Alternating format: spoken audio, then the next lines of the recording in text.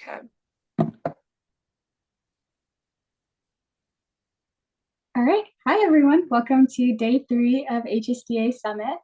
Sorry, HSDA NHPI Caucus Summit. We're here with Ty Tan. He's the NHPI Caucus Comms Director, and will be leading us through our first session of the day. All right. Thank you. I would love for you to take it away. Okay, for sure. Thank you, Ankita. I'll start sharing my screen and I'll get going here and then this. Okay, cool. Can you see that all right? Yep. Okay, cool. So my presentation will be on the impact of foreign and domestic policy on perceptions of the ANHPI diaspora. It'll be a pretty much policy case study driven lecture that's more focused on understanding issues and open to more like questions and just simple policy understanding. So first, before I get started, I'll give a little about me. My name is Ty Tan. I'm a rising high school junior based in Nevada. For the point of HSTA, I am the ANHPI co-comms director, alongside being the Nevada State Chair in the next 2025 to 2026 term. And for this case of this presentation, I will basically be I'm basically a speech and debate extemper, so big foreign policy nerd. And according to my judges, I'm a silly policy funk guy. So that's kind of where we're jumping off here. So most of the stuff I talk about will be based off my own policy experience and studies, and the sides are just jumping off points for understanding an issue and describing it. Okay, cool. So everyone basically should know what ANHPI means or what it stands for. But basically, the ANHPI diaspora within the United States, according to the 2022 census, composes of about 20.6 million people. The wide range of ANHPI diaspora communities means that it's hard to pinpoint exact policies that the US specifically targets. Amongst like the Asian, typically considered East or Southeast Asian diaspora, there's countries like China, Cambodia, Indonesia, and then those of like Southeast Asia, of Japan, Korea, those of more South Asia of Pakistan, India, and then those of Southeast Asia, which is like Malaysia, the Philippines, Singapore, Thailand, Vietnam. Now, the NHPI part of ANHPI stands for Native Hawaiian and Pacific Islander communities, people deriving from Hawaii, Guam, Samoa, and the other Pacific islands between I guess, North America and then the rest of Asia. The thing about this that's of importance here is that because there's a large diversity amongst ANHPI communities, the way in which US policy impacts them tends to be differing. And that typically means that perceptions of how ANHPI communities are, both in the US and in those countries, are greatly affected by the different ways the US interacts with them or tries to implant, I guess, visions of democracy, militaristically, and other forms of policy upon them. So, what does the US foreign policy doctrine look like? Well, when it comes to, I guess, the general doctrine under at least the former Biden and to some degree the Trump administration, US foreign policy focuses on three main pillars: economic interests, national security, and human rights. In economic interests, the main examples are those of the US supporting allies within Asia, typically through building up infrastructure, supporting economic access like those of Japan, or I guess building up more economic buildings and rather factories, etc., within places like Vietnam, Thailand, where there's strong manufacturing bases for the US to take advantage of. Next is national security. The US sees a big issue when it comes to national security with China's rising power within Asia. That typically means that for the United States, their main goal is building up national security, either through maritime exercises with the countries like the Philippines or building up military bases in places like Korea, Japan, etc. In doing so, the US wants to shore up and build up the Indo-Pacific to protect their own national interest or other countries like that of Taiwan. Now, lastly, the US wants to increase their overall human rights presence and showcase that they're still a leader in the global world. This typically means that the US is building up human rights in countries like, or advocating for human rights in places like Xinjiang, China for the Uyghur Muslims, or advocating against counterterrorism efforts like those in Pakistan, Afghanistan, and building up human rights in countries like China and or Japan, South Korea, etc., to break down, I guess, barriers of minority incursion and instead supporting a inclusive based globe. That typically means that right now, although the US was more focused on values-based diplomacy of before, the status quo kind of showcases a more divergence from values-based diplomacy, creating a negative impact on many of their neighbors. The US has kind of shifted more toward their own self-interest when it comes to economics, national security, and human rights. That typically means that the US diverges from values-based issues and instead creates negative impacts on some of the nations they interact with. The rest of this presentation will go off this idea of how US foreign policy and its divergence from values typically means that it has a major impact on the ANHPI community, both in the United States, alongside Asian communities abroad. Okay, cool. So the first thing we'll look into is the US-China policy. Everyone's all heard of like the US-China trade war, and that kind of derives into how the US interacts with China. In many ways, the US-China policy is pretty aggressive. We want to fight back against China and stop them from rising to be a new global power. First off, militaristically, the US is trying to ensure that China doesn't take power in SIA or Southeast Asia, alongside taking control of the South China Sea, their current vision. In doing so, the US is fighting off China through setting up maritime bases and or pushing back against them militarily. Second, the US is fighting China both economically through trying to collaborate or fight against the Belt and Road Initiative of China, which is trying to build infrastructure across Asia and instead supporting infrastructure development on their own. Lastly, the US is fighting off against national security risks militaristically, alongside fighting human rights concerns, advocating against China's incursion toward Uyghur Muslims within Xinjiang, China, and instead trying to build up strong human rights. In doing so, the US-China policy is pretty much aggressive, one that ensures that China doesn't feel strong in their own backyard. However, this has major consequences not only for, I guess, the US, but also for people of AANHPI heritage within the United States. Typically, the first off one that we come to is like the competition for Asian influence. Both the US and China seek to control Asia to some degree, or at least create their own spheres of influence. By doing so, the US clash against China damages our perceptions, or rather perceptions by Americans, of Asians themselves. The best example can be seen through Republican known as China hawks, which are basically people who are anti-China, representing an anti-China image to their constituents. They're putting people like normal average Americans against like current, I guess, people of America, which means that Chinese Americans are typically discriminated against due to being perceived by the general public as part of China or agents of China. By fear mongering within the United States, not only are we ensuring that Chinese Americans are discriminated against, but so are other Asians as well. Additionally, China is conducting much of the same policy of the United States, where Chinese politicians are fear mongering against Americans, meaning that when US people decide to visit China, they're also discriminated against because they're not perceived as welcome because of their US heritage, typically ensuring that for both Americans and Chinese, they're welcome in neither of their countries. Okay, cool. Next is what I think is more interesting when it comes to Asia itself, which is the US's Southeast Asia policy. When it comes to the US, we're focused on Southeast Asia in terms of building up economically, but also creating our own security interests. First off, the US is aligning on security with Southeast Asia, typically through ASEAN, which is a block of Asian countries listed and shown below. Through their security alignment, the US is showcasing a strong solidarity of protecting against their own interests and ensuring that Southeast Asia is protected against China's growing expansionism. Additionally, through the Indo-Pacific Economic Framework for Prosperity, or IPEF, the US and ASEAN has built up trillions of dollars in investments within Southeast Asia, ensuring that the region is built up economically and begins to hold the same values of the US when it comes to economic interests. However, by building up such a Southeast Asia policy, there's some detriments when it comes to how they're doing so. First off is skepticism over US's democratic commitment. Many Southeast Asian nations are looking for a partner who's either democratic if they want to build up democratic institutions, or is at least reliable when it comes to providing investment. For the United States, they're stuck in a place right now where they don't want to align toward economics or rather democracy, but they still want to provide some degree of economic support while still pushing on their values. To counter this, however, countries like China have built up the Belt and Road Initiative, which provides billions of dollars in aid through non-interference, where they won't interfere with the politics of Southeast Asian nations. Although some Southeast Asian nations want the US to interfere democratically, they also want the provision of aid as well. So when the US isn't democratic enough and doesn't provide enough aid, counters like China's Belt and Road Initiative, which are non-interfering, provide billions of dollars worth of aid, are seen as a better alternative, meaning that Southeast Asian nations are beginning to diverge away from the US and instead lean toward China.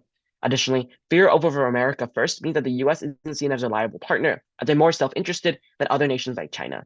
Due to inconsistent engagement and their inability to seek out, I guess, support for Southeast Asia, Southeast Asian nations are now seeking out other partners like China, ensuring that the US's overall influence in Southeast Asia is declining, and that means our position, and alongside the perception of Asian Americans in that region, is declining as well, as the US is seen as a less credible and less reliable partner. Okay, cool. So just to kind of summarize what I went through, I know it's a lot of information, but simply through the US's inconsistent engagement, we've kind of created an optics-based consequences. Typically, that means that when we come to Asian American people, how they're viewed both across and like abroad and alongside within, I guess, the United States, the shift toward I guess, anti-China and broader weak policies toward Asia simply mean that we don't have strong engagement. So just like a question here for anyone if they want to answer, but how do you think inconsistent US engagement affects ANHPI perceptions both here and abroad? If anyone wants to chime in. Great. If anyone wants to raise their hand and ask, go for it. I can do it too. Yeah, what's up about it? What do you think? Yeah, so I was actually having this conversation yesterday with some of my parents.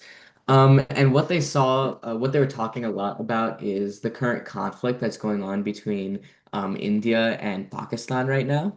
Mhm. And the big thing that they talked about is like, you know, that they have a, what do you call it? A ceasefire between the two of them.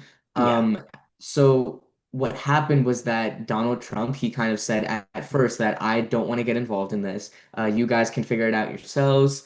But then as soon as they like agreed upon that ceasefire, he said that, oh, we helped so much with that. We were the reason that kind of came about. I feel like Mhm. when the US is kind of going back and forth between involving themselves in like conflicts and struggles that are in Asia, then it kind of just creates this very negative perception from AANHPI people that the US isn't really doing anything. They're just kind of there to get the attention and the glory. Yeah, definitely. The US has definitely been overbearing when it comes to Asia. And I think that kind of has negative consequences for like what you describe in India, Kashmir, and in the region as a whole. Even if former administrations of the US seemingly represented a more like values-based diplomacy with like less consistent engagement, it's pretty clear that no matter what the US foreign policy doctrine is, they want to be involved everywhere. So I think you're definitely right when it comes to India, Kashmir. I don't have that in this presentation. We can talk off presentation about that. I have some opinions about that as well, but I think the US engagement certainly isn't helping in resolving that issue. Cool. I'll now move on to my next part of the presentation, which is shifting more toward what the domestic ripple effects of this is. Now, there's three major areas in which how the US foreign policy doctrine affects like domestic policy toward, I guess, diaspora communities alongside other people within the United States. First one is immigration policy. We all know under the Trump administration and even the Biden administration, immigration was a divisive issue for millions of Americans and has only gotten to become a more, I guess, well-spoken or rather more focused on issue.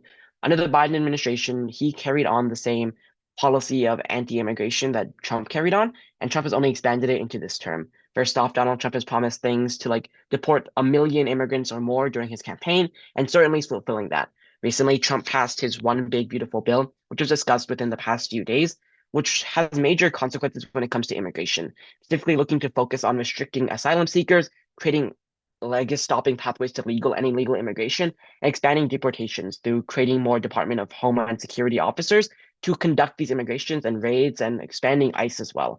In doing so, the domestic ripple effects are pretty clear. Because the foreign policy doctrine of the US is isolationist, their policy of removing foreigners creates an anti message when it comes to people looking into the United States as they're not welcome, meaning that they shouldn't welcome the United States either.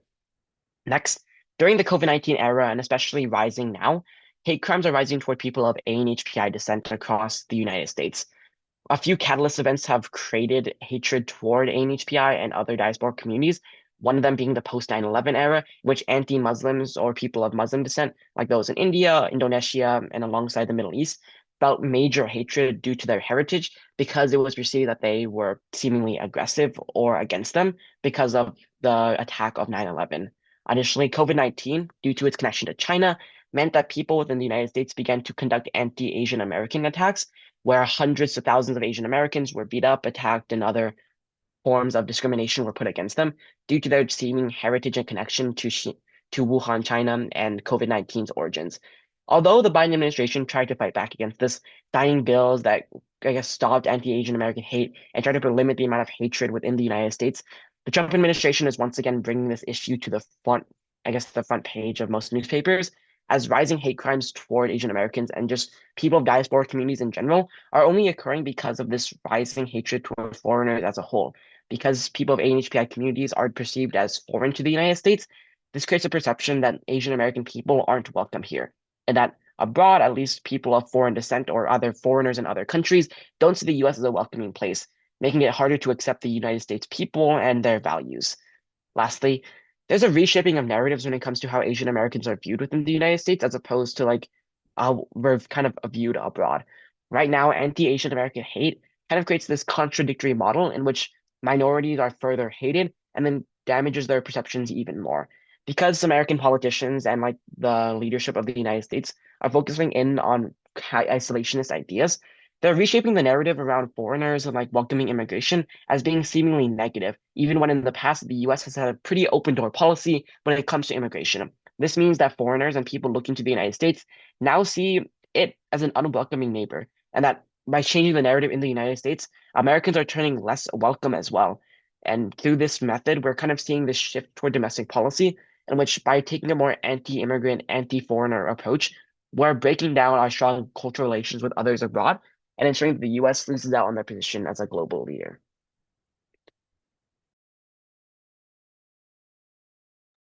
Okay, cool. So what does this mean for the connection back to like the homeland of many people of Asian American descent? Well, right now, favorable views of the homeland are kind of rising within the United States as people are growing less, I guess, welcoming of their own people. It's kind of split though, depending on where of heritage you come from. Right now, 4 in 10 Americans see Asian Americans as more loyal to their countries of origin than the United States. This kind of demonstrates how the Americans view foreigners or people of Asian American descent as a whole, in that they don't see them as American per se, but rather of their own country. This is only rising due to how the US is framing foreigners, and that they shouldn't even be in the United States if they're not of whatever true American descent truly means. In the chart on the right, we kind of see how Asian Americans view their own country as well, in that the US sees their own nation pretty favorably, but some people, like those of the Philippines, Vietnam, India, China, see their own country, those of, I guess, Asian American descent, rather unfavorably. This kind of pulls back to the point that they feel more American than they do, I guess, of their home country, but rather the US and how the country frames it, they appear to be more from their own country rather than being truly American. This has a pretty compounding effect when it comes to how Asian Americans are viewed within the United States.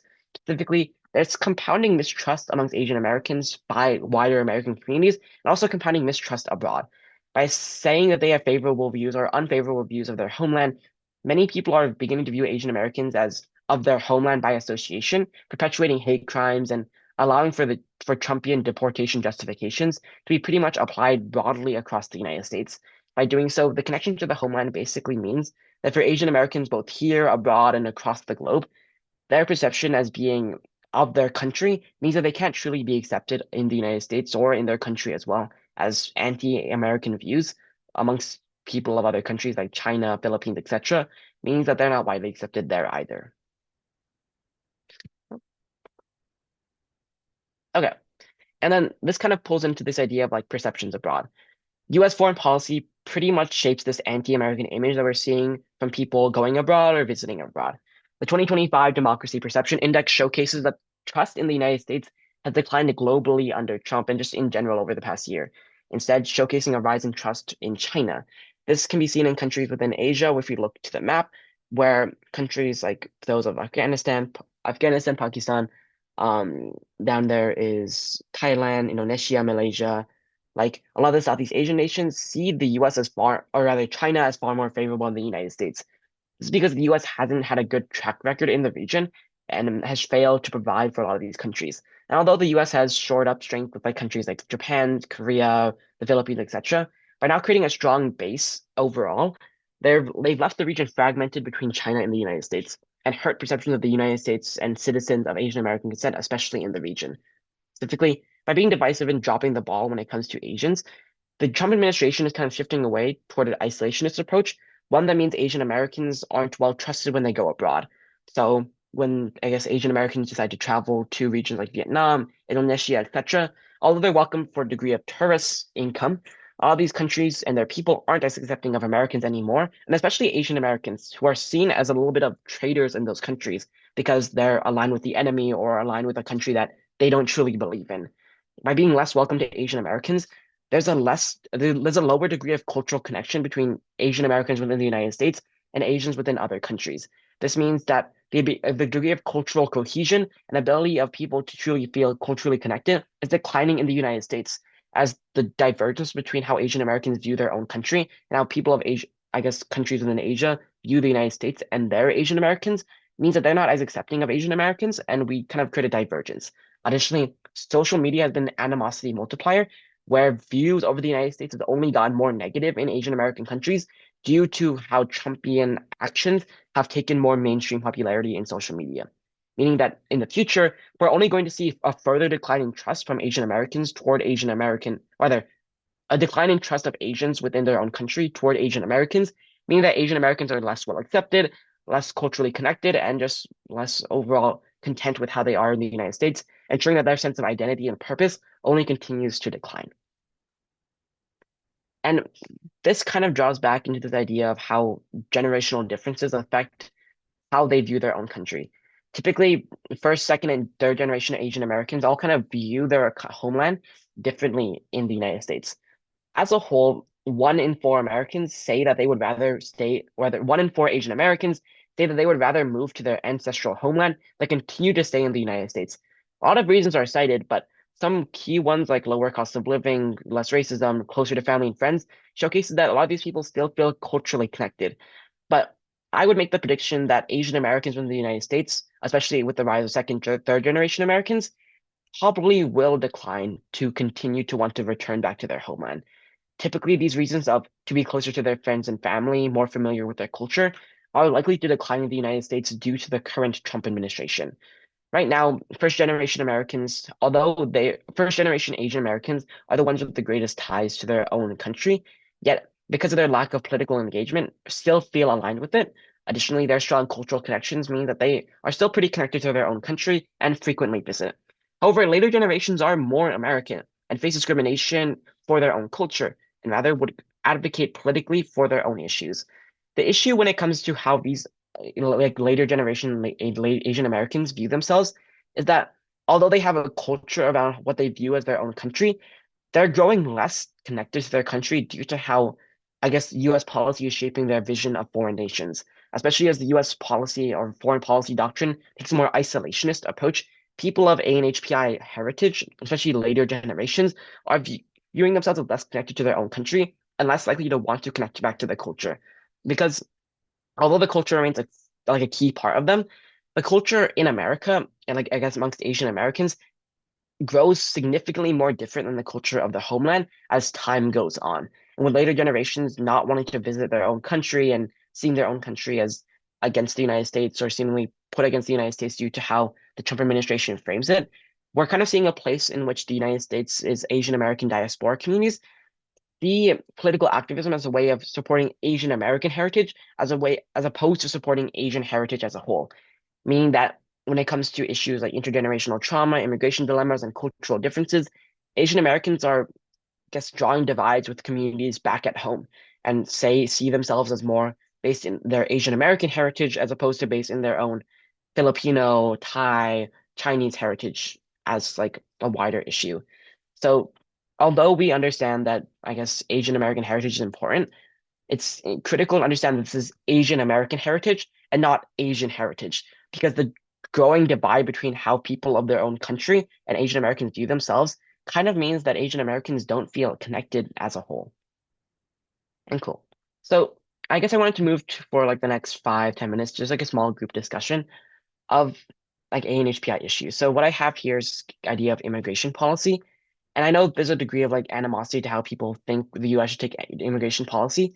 But when it comes to Asian Americans wanting to preserve their heritage, identity, etc., what steps do you think that the Trump administration should take to prevent Asian American animosity and like build stronger global relations? And what could be the side effects of like a more open or closed immigration policy? I can of course like answer this too, but I'd love to hear some other people's thoughts. If you want to raise your hands, you should, but I can also go if no one else wants to. Mm, okay. I would definitely think that he needs to be more consistent. Obviously, we can't make Trump do anything, be real, but if we can get him to actually, how may I say this? Him to actually have a consistent like protocol when he does these things, he would actually be able to foster better global cooperation. Like, I don't think Mhm. anyone wants us to like, how may I say this, like lose out on foreign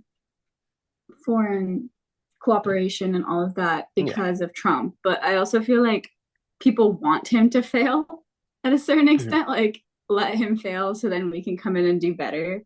But I also feel Mhm. like at this point, we're going to have him for the next 3 years. So if we can't figure out a way to both appeal to these demographics and pull them away from him, or make sure that he actually serves the populations that he committed to when he said that oath of office. But Mhm.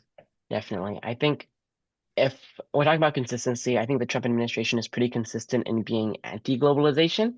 But overall, it's just this idea that when it comes to the Trump admin, there's no good way to prevent Asian American animosity with a policy of isolationism. So he would have to radically shift his policy toward globalization, which I doubt he's likely to do. Um, on the second part of the question I wanted to answer, which is a kind of a bigger idea. But when it comes to immigration, open borders promotes globalization, yes, but also is good for helping Asian American communities be more connected to their own culture. As we slowly start to close immigration, like I was talking about here, this idea of nationalism and being American kind of means that third, fourth, fifth generation Asian Americans will be less and less connected to their own culture and yes, tie themselves back more into what it means to be Asian American or just American as a whole, which can be definitely detrimental to how Asian Americans even view their other nations. So overall, I think there's a really big issue when it comes to how the US is approaching foreign policy, one that will have major consequences for how Asian Americans not only view themselves, but also how Asians view Americans abroad, and how that creates just a generational level of mistrust and an inability to create cultural connections that we've never seen before. And yeah, so quick takeaways, policy isn't so black and white. All of our actions have consequences, and Asian Americans will be the ones to bear the brunt of the Trump administration's isolationist foreign policy. Thank you guys. For some stuff here, just our emails here if you want to contact me or anyone else on the team.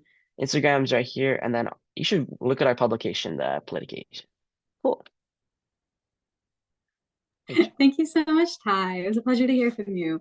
So this closes out session one of the ANHPI Caucus Summit Day 3. Super excited to hear from Summit Day 2. Sorry, Summit Session 2. God.